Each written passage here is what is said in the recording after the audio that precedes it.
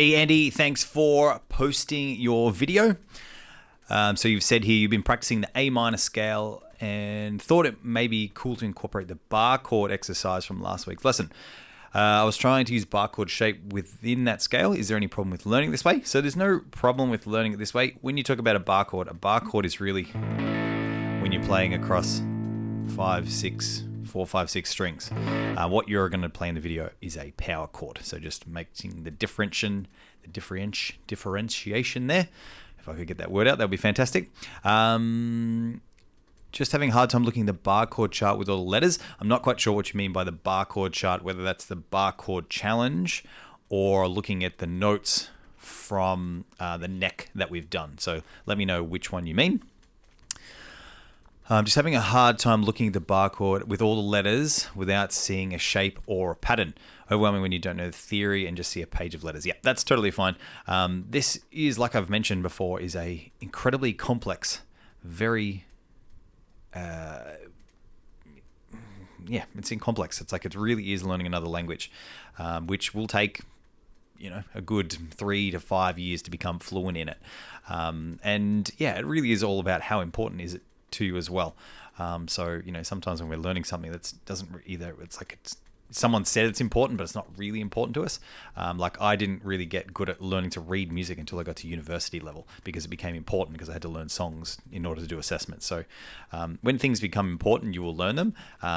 If your goal, like I know your goal is to write music, you're going to learn as much theory as you need to kind of be able to finish that result. And so learning the notes on the neck isn't necessarily the most important thing for you at the moment. So hopefully that helps with that.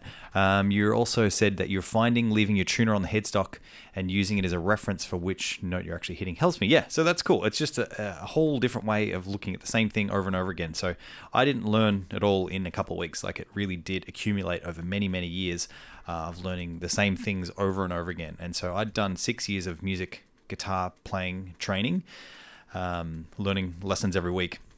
And then I went and did a university degree. So, that's 10 years worth of work that I've done, 10 years ago, 20 years ago now. So it's all cumulative. So just be patient, keep looking at it, keep learning it if it's interesting. And it eventually starts to unlock. So be patient. All right, let's have a look at your video. See what we got here.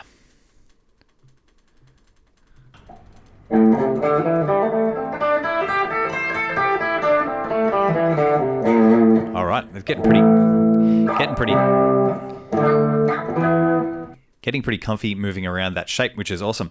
One thing I'm noticing is that your hand, as you go to the higher strings,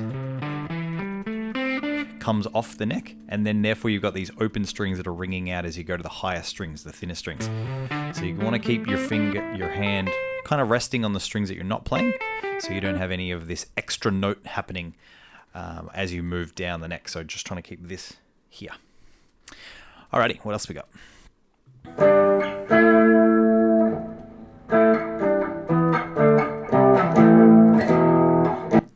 Yeah, that. So in the key of A minor, this chord here is an E power chord. So that's part of the scale. It's the same as this one here, the 7th fret of the 5th string. There's no problem with learning. We just rarely will play power chords on those 2 strings on the 4th and 3rd string. So if I was going to play power chords of that, I'd play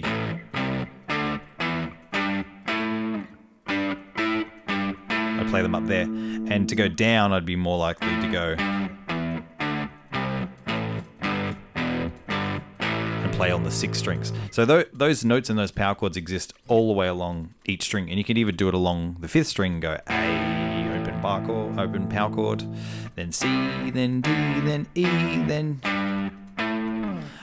The only thing that's not weird, but when you play the power chord notes, you start to play some notes that are not in that scale, which is, they're all in the key of A minor, but there's a couple of notes that will then eventually make it the A minor scale, not the A minor pentatonic, which is not wrong or bad.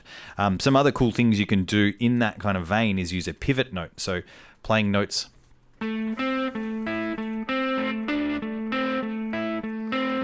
I'm picking the A note on the 5th string, 4th string, 7th fret here, and then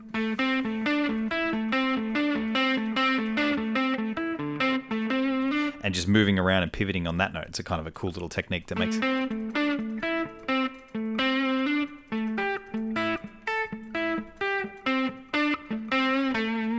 That's a bit of fun. All right, what else we got?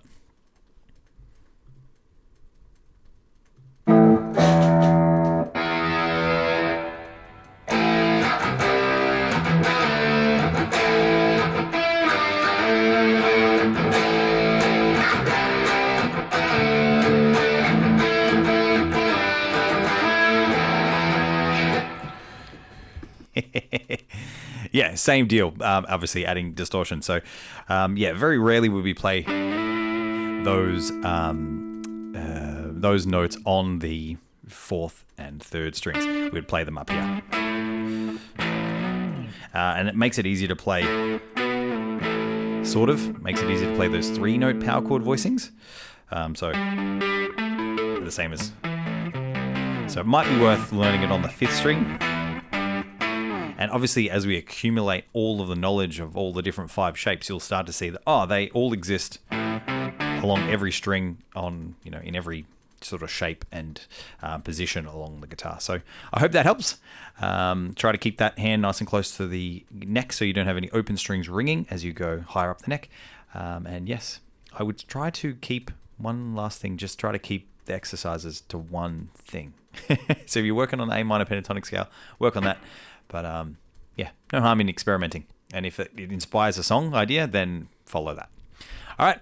Thanks for posting your video. Look forward to seeing what you do with this next week.